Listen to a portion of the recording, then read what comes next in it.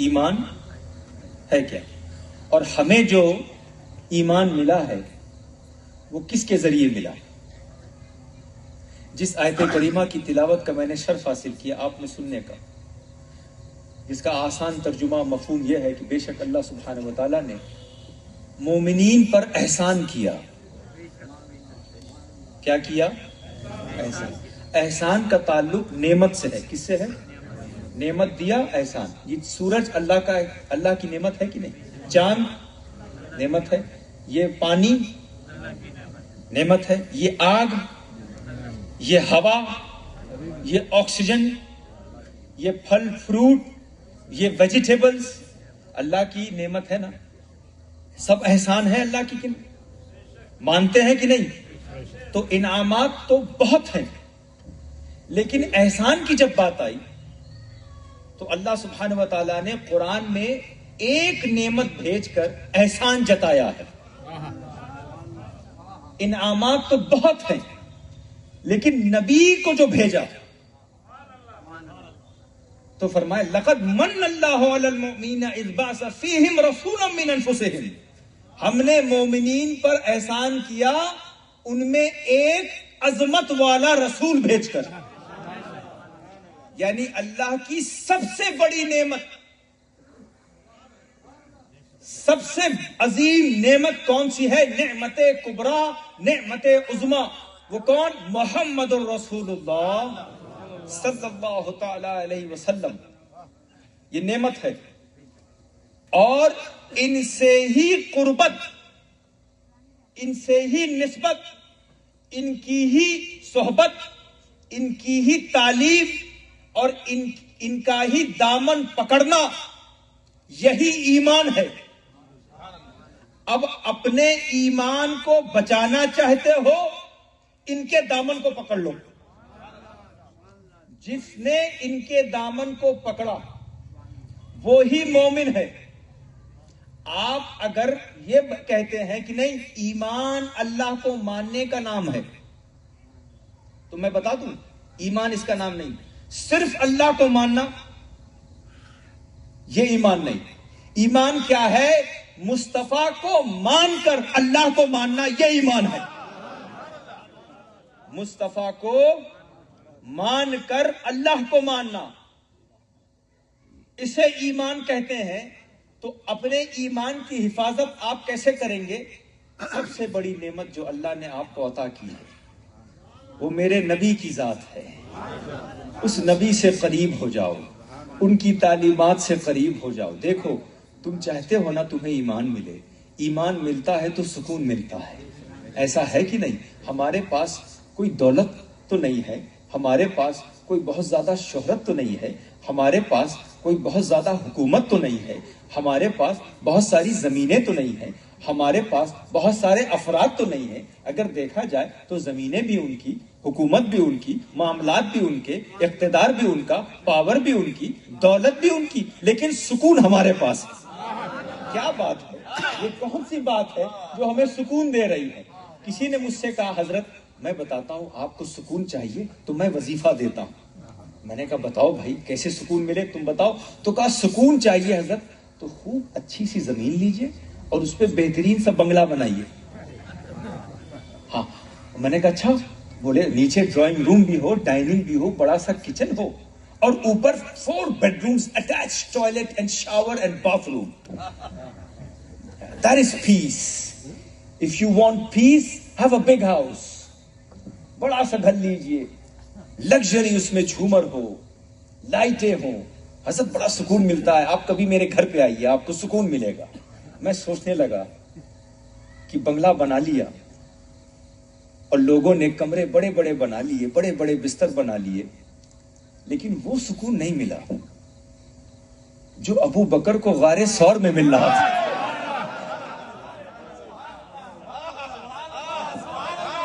وہ سکون نہیں ملا. وہ سکون جب نبی نے یہ کہہ دیا لا تحزن ان اللہ معنا،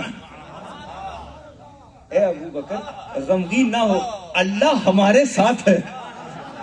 کتنا سکون ملا ہوگا. ایک صاحب نے مجھ سے کہا نہیں میں بتاتا ہوں حضرت آج کل کرائم بہت بڑھ گیا. کوئی پاکٹ مار لیتا ہے. موبائل میں لے کے جا رہا تھا, کسی نے پاکٹ مار دیا, پیسہ تھا, کریڈٹ کارڈ سب لے گیا میرا. حضرت میں تو کہتا ہوں سکون چاہیے نا تو 1-2 باڈی گارڈ رکھا کریے. ہاں باڈی گارڈ رکھیے نا, آپ کو بھی بہت سکون ملے گا, پھر لوگ بھی آپ کو پریشان نہیں کریں گے. وہ باڈی گارڈ جو ہے نا ہٹا دیتے ہیں, بھائی ہٹو ہٹو ہٹو.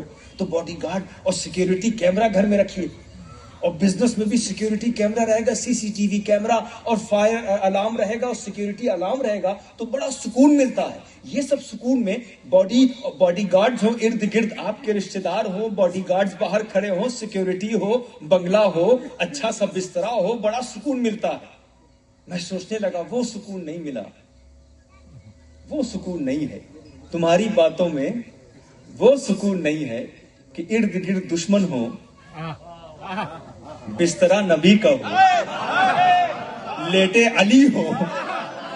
جو سکون انہیں ملا وہ سکون نہیں ملتا. کسی نے کہا میں بتاتا ہوں, اگر آپ کو سکون چاہیے تو ایک فارمولا دے رہا ہوں. میں نے کہا بتائیے کیسے لیں. کہا حضرت چیئرمین شپ, کرسی پہ بیٹھیے, MLA بنیے, پھر MP بنیے, پھر پاور ملے گی, یہ پاور وہ پاور, جتنی پاور ملے گی اتنا سکون. اشاروں پہ کام ہوگا, آپ جو کہیں گے ہوگا. اور جب اس پاور کی, اس اتھارٹی کی چیئر پہ آپ بیٹھیں گے, اس تخت پہ بیٹھیں گے, تو آپ کو سکون ملے گا. مخدوم اشرف جہانگیر سمنانی کہتے ہیں تخت پہ بیٹھنے سے سکون نہیں ملتا, مصطفیٰ کے دین کے فروغ کے لیے تخت کو ٹھکرا دینے میں جو سکون ہے, بھوکے رہنے میں جو سکون ہے, پیاسے رہنے میں جو سکون ہے. ارے ہمیں رمضان میں جو سکون ملتا ہے وہ 11 مہینے میں نہیں ملتا ہے. اللہ کے لیے بھوکے رہتے ہیں, اللہ کے لیے پیاسے رہتے ہیں, تو سکون کیا ہے؟ یاد رکھیے, سکون آپ کو چاہیے تو محبت رسول میں ہے, نسبت رسول میں ہے, اطاعت رسول میں ہے. اسی لیے دیکھیے میں آپ کو سکون کا معنی سمجھانا چاہتا ہوں. لوگ کہتے ہیں سکون چاہیے تو گھر والوں میں ہے, سکون چاہیے تو باپ زندہ ہے تو سکون ملے گا, بیٹا زندہ ہے تو سکون ملے گا, شوہر زندہ ہے تو سکون ملے گا, بیوی زندہ ہے تو سکون ملے گا, سامنے بچے کھیل رہے ہیں تو سکون ملے گا. میں آپ کو ایک روایت بتا دوں, بنی دینار کی, میری ماں بہنیں اسے سن لیں. بنی دینار کی ایک خاتون تھی, ان کا شوہر جنگ احد میں حصہ لے رہا ہے, باپ جنگ احد میں حصہ لے رہا ہے, بیٹا جنگ احد میں حصہ لے رہا ہے. تو پھر جب جنگ احد میں گئے, ایک آدمی دوڑ کر آیا اور کہا بی بی, کہا اس خاتون سے میں تمہیں بتانا چاہتا ہوں, ایک خبر لایا ہوں. کہا کیا خبر ہے؟ کہا تمہارا باپ جو ہے وہ شہید ہو گیا ہے, شہید ہو گیا ہے. تو اب ہم ہوتے تو ہم یہی سوال کرتے, کیسے شہید ہو گئے؟ ڈاکٹر کو نہیں بلایا, ایمبولینس کو نہیں بلایا, کیا تکلیف ہوئی, کیسے شہید ہو گئے؟ وہ خاتون پوچھنے لگی بتاؤ, باپ کی بات نہ بتاؤ, باپ تو شہید ہو گئے ہیں, میرے نبی کیسے ہیں, میرے نبی کیسے ہیں؟ ایک آدمی دوڑ کے آیا, کہا خاتون آپ کا شوہر بھی شہید ہو گیا. کہا شوہر بھی شہید ہو گیا, میرے مصطفیٰ کیسے ہیں؟ ایک آدمی دوڑ کر آیا, کہا بیٹا بھی شہید ہو گیا. کہا بیٹا بھی شہید ہو گیا, وہ تو ہو گیا, میرے نبی کیسے ہیں؟ تو پھر ایک آدمی نے کہا نبی خیر و عافیت سے ہیں. کہا اگر خیر و عافیت سے ہیں تو پھر مجھے دیدار کرا دو, مصطفیٰ کا دیدار کرا دو. اور جب نبی کو دیکھا تو برجستہ کہنے لگی کلو مصیبت بعدک جلل یا رسول اللہ, کلو مصیبت بعدک جلل یا رسول اللہ, کلو مصیبت بعدک جلل یا رسول اللہ. یا رسول اللہ, آپ کے دیدار کے بعد پھر کوئی مصیبت نہیں رہتی ہے, کوئی تکلیف نہیں رہتی ہے. کیا مطلب؟ یا رسول اللہ آپ ہیں تو ہر تکلیف آسان ہے, اور آپ ساتھ نہیں ہیں تو ہر آسانی تکلیف ہے. اسی لیے سکون چاہیے تو مصطفیٰ کے قریب آ جاؤ, مصطفیٰ کی تعلیمات میں ہے, مصطفیٰ کی اطاعت میں ہے, مصطفیٰ کی محبت میں ہے. اگر تمہیں سکون چاہیے تو دیکھیے وہ خاتون کہہ رہی ہیں کہ یا رسول اللہ آپ ہیں تو پھر سب کچھ ہے, آپ ہیں تو پھر سکون ہے, اور آپ ہیں تو ہمارا ایمان ہے. آپ ہیں تو کیا ہے؟ ہمارا ایمان ہے. اور یاد رکھیے وہ نسبت کو معمولی نہ سمجھیے گا, نسبت کو معمولی نہ سمجھیے گا, اس لیے کہ نسبتیں جو ہیں وہ حق اور باطل میں فرق کرتی ہیں. بعض اوقات حق اور باطل میں فرق کرتی ہیں. ایمان کی بات ہو رہی ہے, ایمان کی بات ہو رہی ہے, اور حق اور باطل میں نسبتیں فرق کرتی ہیں. میں اکثر بیان کر چکا ہوں, آپ کو بھی مثال دے دوں. 61 ہجری 10ویں محرم یاد ہے آپ کو؟ امام حسین میدان کربلا میں, قاسم بن حسن بھی شہید ہو گئے, حضرت عباس بھی شہید ہو گئے, اور اہل بیت خاندان رسول کے چشم و چراغ شہید ہوتے گئے. اب آخری دن 10ویں محرم امام حسین نے وضو کیا, گھوڑے پہ سوار ہوئے, اپنی تلوار کو لیا اور یزیدیوں سے آخری مقابلہ کرنے گئے. اور وہ تمہیں آخری خطاب یاد ہے ان کا؟ حمد و ثنا پڑھی, درود و سلام کے بعد نصیحت دی, یزیدیوں کو نصیحت دی, اور کچھ ہدایت کہ وہ کیا کرنے جا رہے ہیں, اور پھر اپنا تعارف کرائے. کیا تعارف ہے؟ تم جانتے ہو میں کون ہوں. کیا تعارف کرایا؟ تم جانتے ہو اے یزیدیوں, تم جانتے ہو میں کون ہوں؟ میں علی کا بیٹا ہوں, میں فاطمہ کا بیٹا ہوں, میں رسول اللہ صلی اللہ تعالی علیہ وسلم کا نواسا ہوں, میرے ہی خاندان کے تو امیر حمزہ ہیں, میرے ہی خاندان کے جعفر طیار ہیں.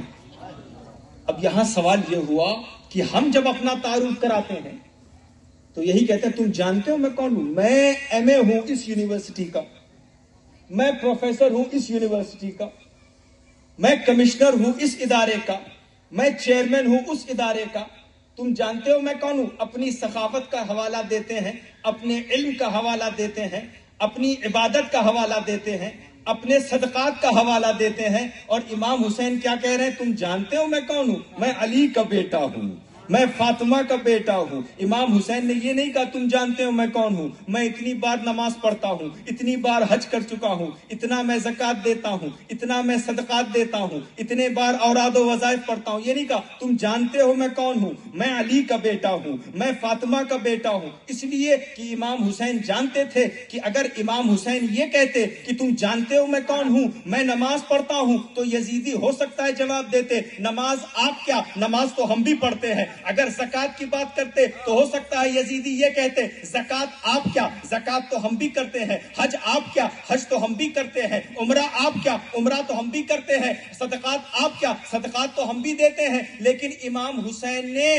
نسب اور نسبت کا ذکر کر کے ان کو چپ کرا دیا اور یہ بتا دیا اے یزیدیوں, نماز اور روزہ تو لے آؤ گے, علی جیسا باپ کہاں سے لاؤ گے, علی جیسا باپ کہاں سے لاؤ گے. اور آج بھی جب حق اور باطل کی بات ہوتی ہے تو ہم یہی کہتے ہیں. ہم جب کہتے ہیں کہ ہم کلمہ پڑھتے ہیں تو دیگر دوسری جماعت بھی کہتی ہے کلمہ تو ہم بھی پڑھتے ہیں. ہم کہتے ہیں جب ہم نماز پڑھتے ہیں تو وہ بھی کہتے ہیں نماز تو ہم بھی پڑھتے ہیں. ہم کہتے ہیں ہم زکوٰۃ دیتے ہیں تو دوسرے بھی لوگ کہتے ہیں ہم بھی زکوٰۃ دیتے ہیں. ہم کہتے ہیں ہم نے حج و عمرہ کیا تو وہ بھی کہتے ہیں ہم نے بھی حج و عمرہ کیا. تو اب طے کیسے ہو کہ حق پر کون سی جماعت ہے, باطل پہ کون سی جماعت ہے؟ تو ہم یہی کہتے ہیں تم نماز روزہ حج اور زکوٰۃ تو لے آؤ گے, لیکن اپنی جماعت میں عبد القادر جیلانی جیسا غوث کہاں سے لاؤ گے, معین الدین جیسا خواجہ کہاں سے لاؤ گے, اشرف جیسا تاریخ سلطنت کہاں سے لاؤ گے؟ تم کتابیں لے آؤ گے, جامعات لے آؤ گے, فتاوے لے آؤ گے, مدارس لے آؤ گے, احمد رضا جیسا مجدد کہاں سے لاؤ گے؟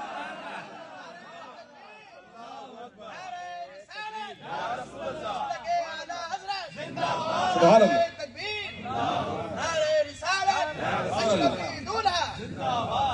ذہن حاضر ہے. اسی لیے نسبت, اپنے ایمان کو مضبوط کرنا ہے, نسبتوں کو مضبوط کرو. اسی لیے ہماری جماعت میں اولیاء اللہ ہے. اگر حق دیکھنا ہے کون سی جماعت حق پر ہے تو یہ دیکھو کس جماعت میں اولیاء اللہ کی جماعت ہے. بے شک یہ حق کی دلیل, اس لیے کہ ولی خود نہیں بنتا, اللہ اور رسول بناتے ہیں. بے شک بے شک. اور پھر یہ دیکھنا پڑے گا کہ غوث کس جماعت میں, خواجہ کا نام کون سی جماعت لیتی ہے, اشرف کی تعریف کون سی جماعت کرتی ہے؟ نظام الدین اولیاء کا لنگر کون سی جماعت کرتی ہے؟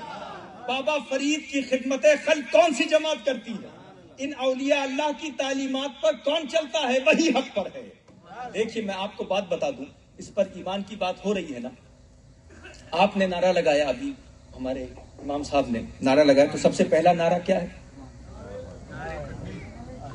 نعرے تکبیر لگائے کہ نہیں؟ اور آپ نے کیا جواب دیا؟ اللہ اکبر جواب دیا۔ تو اللہ کا نام لے لیے، یہ تو کافی ہے نا؟ کافی ہے کہ نہیں؟ اللہ کا نام لے لیا، اللہ اکبر سب سے بڑا، ایسا ہے کہ نہیں؟ لیکن اب ہوا یہ کہ اللہ کو ماننے کا دعویٰ تو بہت لوگ کرنے لگے، اور سبحان اللہ، اب میں آپ کے نعروں کی حکمت بتا رہا ہوں۔ آپ نے کہا اللہ اکبر نا، تو یہ ہوا، تو اللہ اکبر کہنے والے تو بہت ہیں، تم نے اللہ کو مانا، کیسے مانا؟ فوراً مولانا نے نعرہ لگایا، نعرے رسالت، فوراً نعرہ لگایا، فوراً نعرہ لگایا، کیا لگایا؟ اور جواب کیا دیا؟ سمجھ میں آیا، رسول کو مان کے اللہ کو مانا۔ لیکن میں کل سنکیشور میں تھا، غالباً یہی اسی کا نام ہے، تو میں نے ایک نعرہ سنا۔ اب دیکھیں نا، یہ تو اللہ اور رسول کا نام آ گیا، بات ختم ہو گئی، ہو گئی کہ نہیں؟ ختم ہو گئی بات۔ لیکن ہم نے دیکھا بہت سارے ایسے لوگ ہیں، اللہ کو مانتے ہیں، رسول کو مانتے ہیں، صحابہ کو نہیں مانتے، ہے کہ نہیں؟ تو میں نے دیکھا کہ ہاں، میں نے دیکھا اس شہر میں ایک نعرہ لگا، گلی گلی نگر نگر۔ کیا نعرہ لگا؟ گلی گلی نگر نگر۔ تو عوام نے کیا کہا؟ یعنی بتا دیا ہم اللہ کو بھی مانتے ہیں، رسول کو بھی مانتے ہیں، صحابہ کو بھی مانتے ہیں۔ اب تو بات ختم ہو جانی چاہیے، لیکن بات ختم نہیں ہوئی۔ بہت سارے لوگ اللہ کو بھی مانتے ہیں، رسول کو بھی مانتے ہیں، صحابہ کو بھی مانتے ہیں، لیکن اہل بیت کا ذکر آ جائے منہ بگڑ جاتا ہے۔ تو اس شہر میں ایک اور نعرہ دیکھا میں نے، ایک تو گلی گلی نگر نگر، اور اس کو پلٹ دیا، نگر نگر گلی گلی۔ سبحان اللہ، سبحان اللہ، نعرے کو پلٹ دیا، نگر نگر گلی گلی۔ تو اب چار کو مان لیا، کافی ہو جانا چاہیے، اللہ، رسول، صحابہ، اہل بیت۔ لیکن ایک طبقہ اور نکلا کہ ہم ان چاروں کو تو مانیں گے، اولیاء اللہ کو نہیں مانیں گے، ائمہ مجتہدین کو نہیں مانیں گے۔ تو اب ہوا کیا؟ سنی ذہین لگایا نعرے غوثیہ، غوث کا دامن، خواجہ کا دامن، اشرف کا دامن۔ اب یہ کیوں اولیاء اللہ کا دامن پکڑا؟ اس لیے کہ یہ تو ہو سکتا ہے کہ کوئی اللہ کو مانے، رسول کو مانے، صحابہ کو مانے، اہل بیت کو نہ مانے، لیکن اولیاء اللہ سے بغض رکھے۔ تو ہم نے ایک ایسے دامن کو پکڑا جس دامن میں ہمیں اہل بیت بھی مل گئے، صحابہ بھی مل گئے، نبی بھی مل گئے، اللہ بھی مل گیا۔ ہم نے غوث اعظم کے دامن کو پکڑ لیا، غریب نواز کے دامن کو پکڑ لیا، اولیاء اللہ کے دامن کو پکڑ لیا۔ اور جب ہم نے غوث اعظم کے دامن کو پکڑ لیا تو ہم نے اعلان کیا کہ تیری سرکار میں لاتا ہے رضا اس کا شفیع جو میرا غوث ہے اور لاڈلا بیٹا تیرا۔ نعرہ